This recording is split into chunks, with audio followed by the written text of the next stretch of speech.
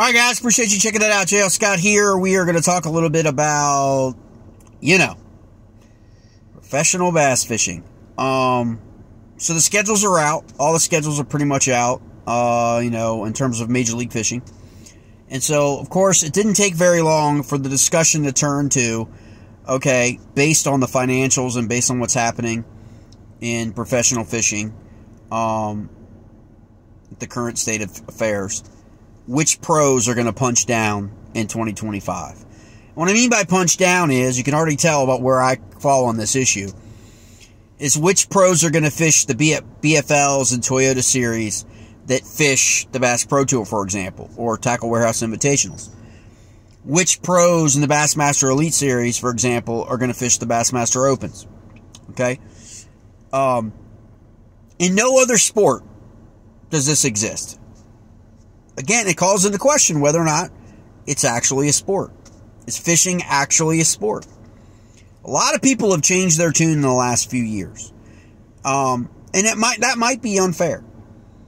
But the reality of it is no sport do you see this, where guys that make the pinnacle of their existence as professionals also compete in lower levels.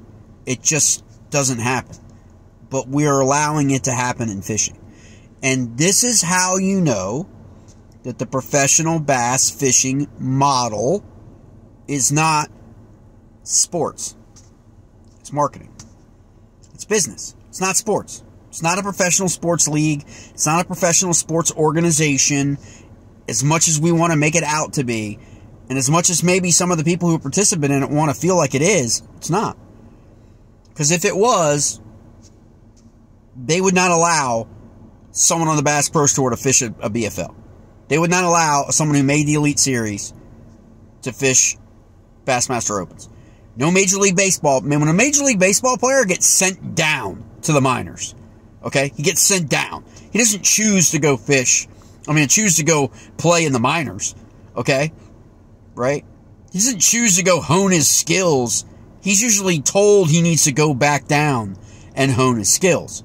So it's usually not the athlete wanting to fish or wanting to play in the minors, right?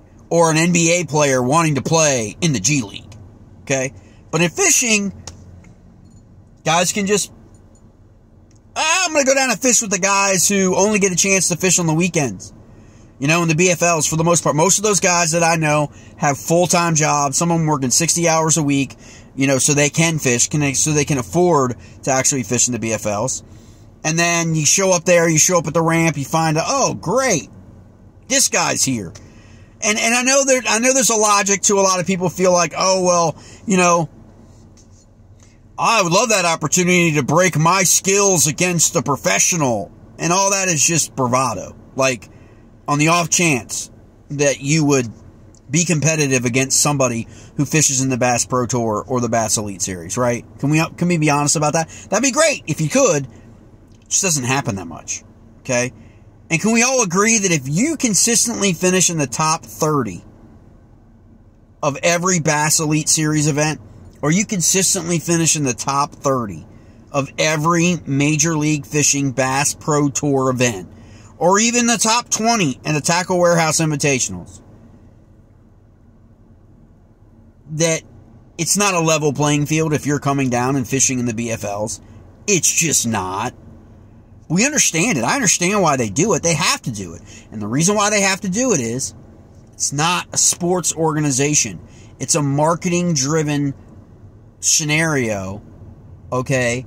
And these guys aren't being paid out enough at the Elite Series level or the Bass Pro Tour level in the sense that they're all being paid. Because only a small fraction of the guys are getting paid, right? Like real money anyway, for finishing in the top 20 and 30 or making the cuts and doing all that, guys have to fish down. They have to punch down in order to survive. And that's the fault of Bass. And that's the fault of MLF. That it's come to that. But that's how you know it's broken. It's broken when you see professional anglers that you know. And if you know who they are, if you know them by name, then you know they got no business fishing in the Bass Fishing League. Phoenix Bass Fishing League. You know that.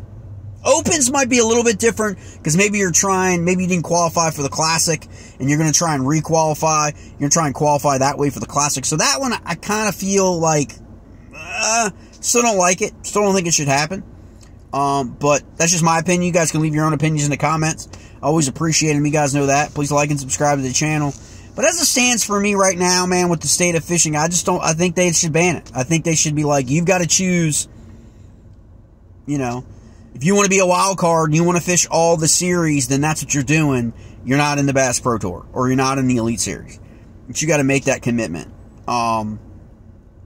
You know, and it also opens up the door for people. I understand because the BFLs haven't drawn as many anglers and as many boaters as they have in the past, that this is becoming even an easier issue. Not even an issue. It's become kind of like the unspoken trying to get anglers to actually fish down at the BFL levels. And I think that's another indication that the model's broken. You know, if you've got to coerce anglers and convince anglers to fish lower series events because you need to pay the entry fees,